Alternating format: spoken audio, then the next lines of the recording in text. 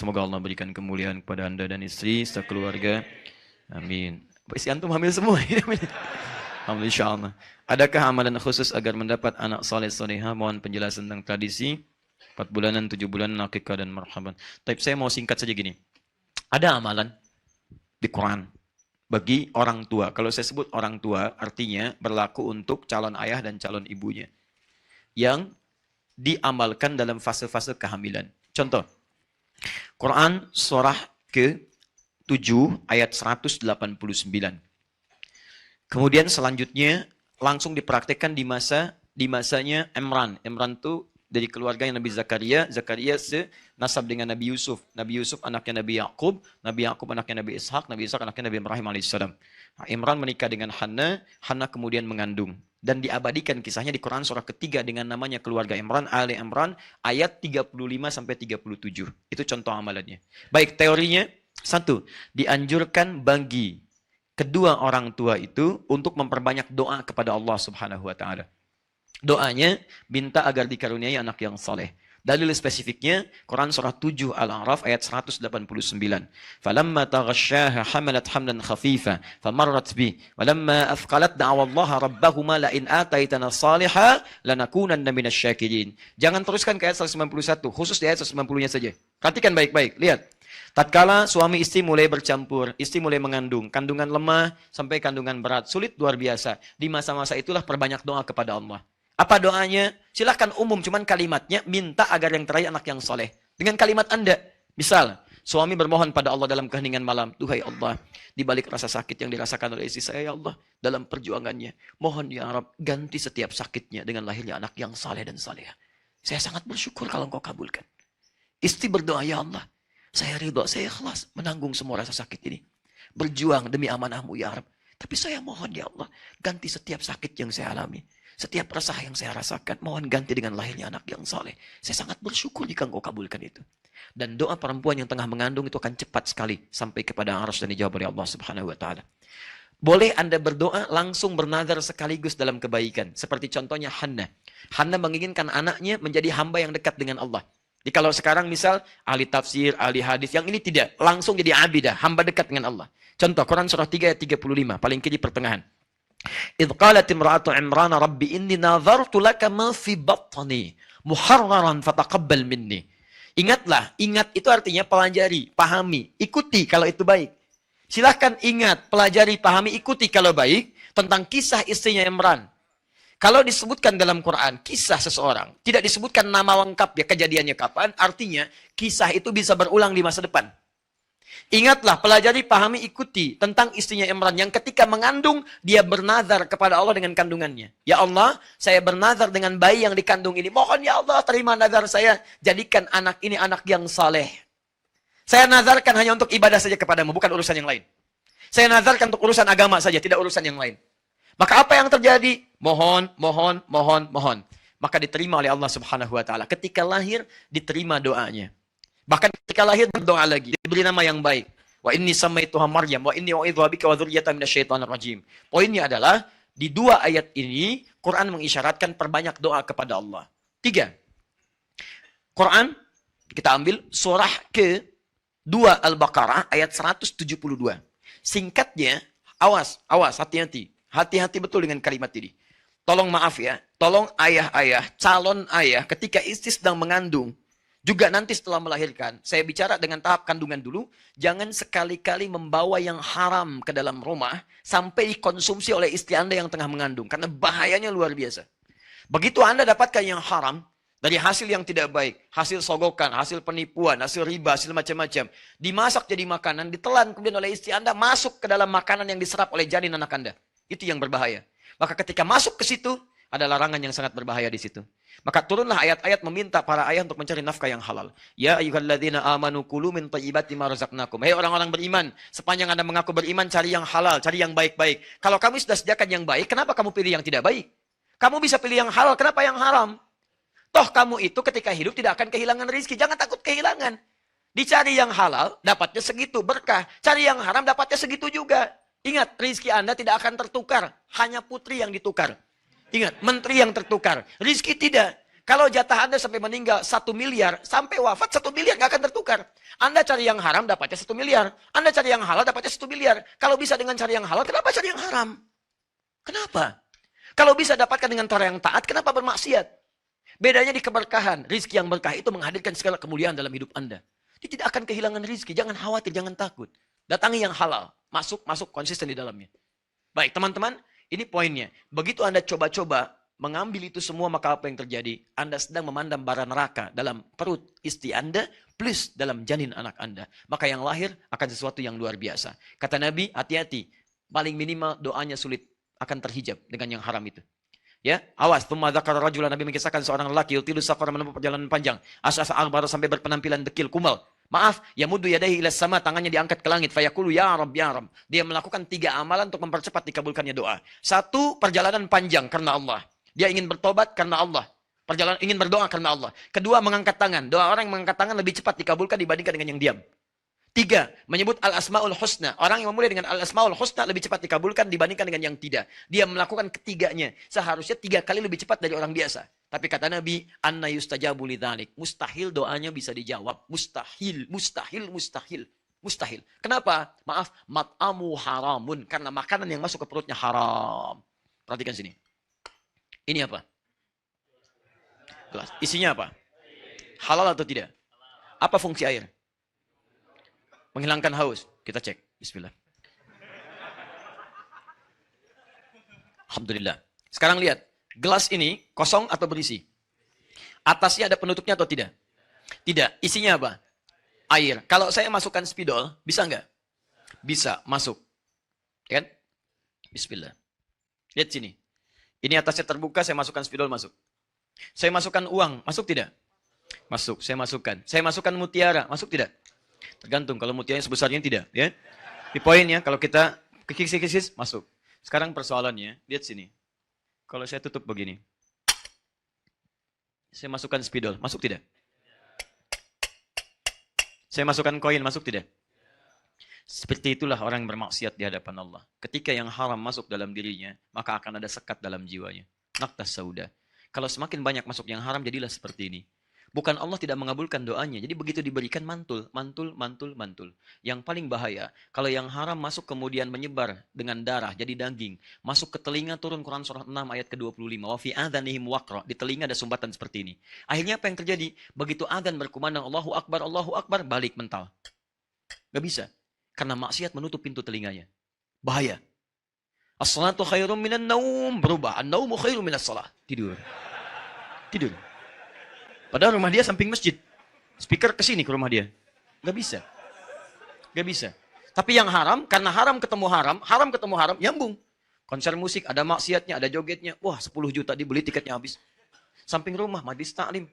Gratis. Ustaznya datang sendiri, nulis sendiri, ngapus sendiri, direkam. Ada sarapan paginya, gak datang. Susah. Samping rumah, susah. Kenapa? Karena perangkat hidupnya itu nyambung dengan yang sejenis, frekuensinya sama. Maksiat ketemu maksiat, taat ketemu taat. Karena itu kalau Anda jadi orang baik, Anda gak akan nyambung pada maksiat. Gak akan nyambung. Kata-kata Anda pasti baik. Ke tempat yang tidak baik gak akan melangkah. Tapi kalau Anda jadi orang yang tidak baik, mudah mengeluarkan yang tidak baik. Kalau Anda mudah mengeluarkan yang tidak baik, cek apakah ada maksiat atau yang haram dalam diri Anda. Di setiap ayah membawa yang haram, masuk ke janin istri, ke perut ibunya, istrinya, ke janin dikonsumsi itu yang paling bahaya. 4, terakhir. Ini tolong maksimalkan amalan keempat ini khususnya saat usia kandungan 4 bulan. Karena usia kandungan 4 bulan itulah roh mulai ditiupkan. Di sebelum 4 bulan roh belum ada. Saat 4 bulan roh ditiupkan. Apa dalilnya? Hadis Al-Arba'in aja paling cepat. Al-Arba'in karang Imam An-Nawawi, nomor hadis yang keempat. Riwayat Abdullah bin Mas'ud radhiyallahu taala anhu. Paling kanan paling kiri sebelah atas. Ya, ada kitab Al-Wafi halaman 59, buka itu dengan syarahnya. Baik, singkatnya, lihat, inna ahadakum yujma'u fi batni ummihi arba'ina yawman nutfah. Setiap kalian dihimpun di perut ibundanya 40 hari pertama berbentuk nutfah. Pancaran spermatozoa dengan ovum. Sperma nyatu dengan ovum nyatu jadi satu. Baru berproses. Tsumma yakunu mithla dzalika 'alaqah. 40 hari kedua jadi alaqah, nempel zigot di dinding rahim. Thumma yakunu mithla dzalika mudghah. 40 hari ketiga, usia 4 bulan, 120 hari berbentuk mudghah, keratan daging yang mulai berbentuk. Thumma yursalu ilaihil malak, diutus seorang malaikat. Fayanfukhu fihi ruh, ditiupkan ruh. Di usia 4 bulan, roh mulai ditiupkan.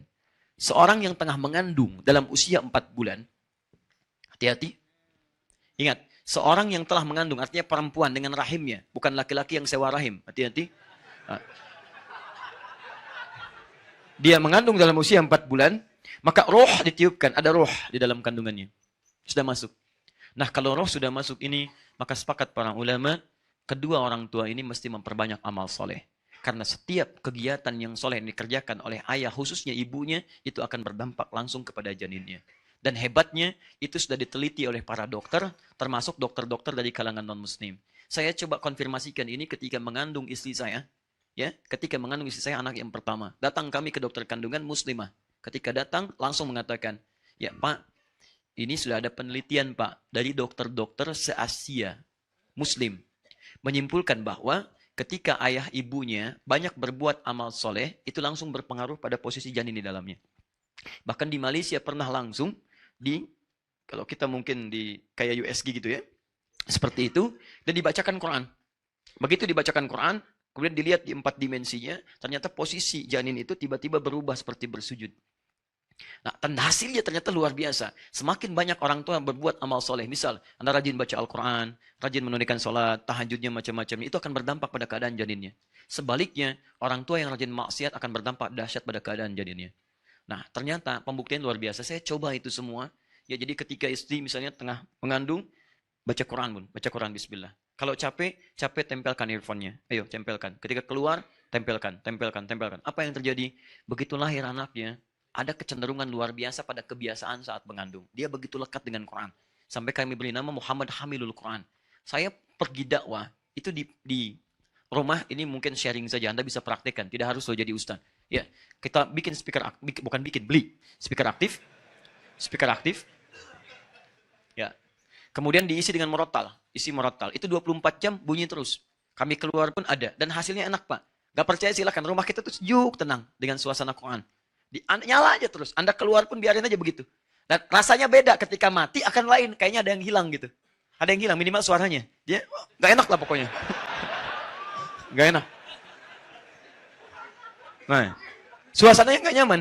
Tapi yang paling dahsyat adalah, satu kali saya pulang, anak itu nangis tak berhenti. Bilang, kenapa ini? Gak tahu dari tadi gak berhenti katanya.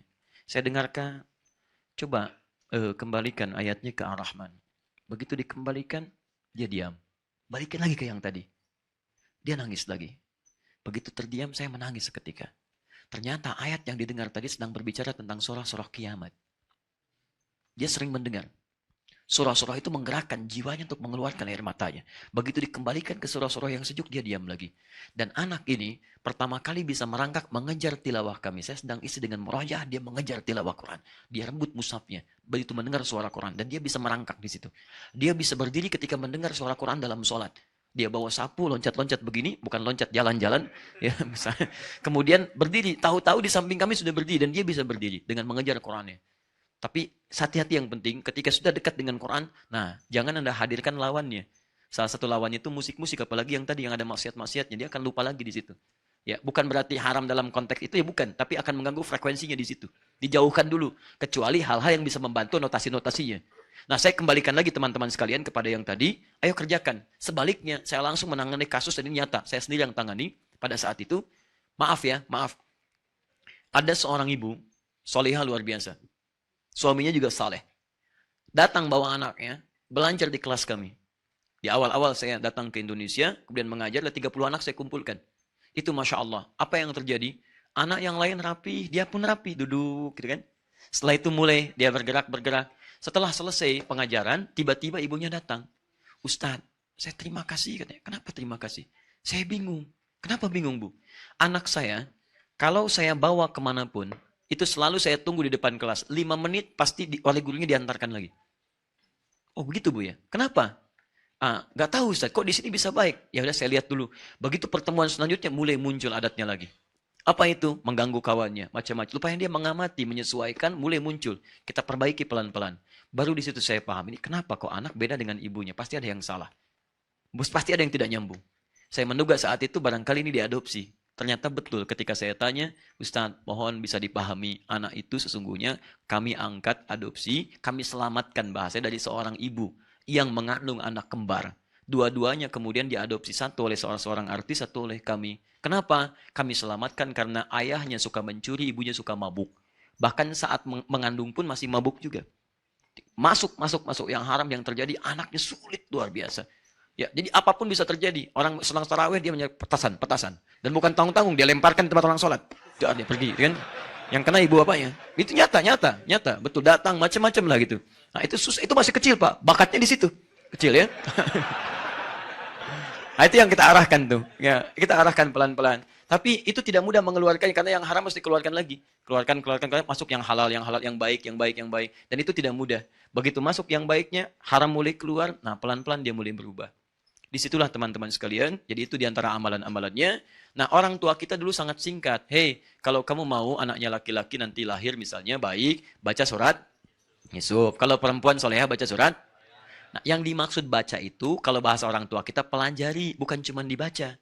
Pelajari surat Yusuf, bagaimana Nabi Yakub merawat Yusuf, memperhatikannya, kemudian memberikan hal yang luar biasa kebutuhannya. Nanti kalau lahiran laki-laki, rawatlah seperti Yakub merawat Yusuf. Jadilah kemudian anaknya akan seperti itu. Nilai kebaikannya, walaupun tidak jadi Nabi.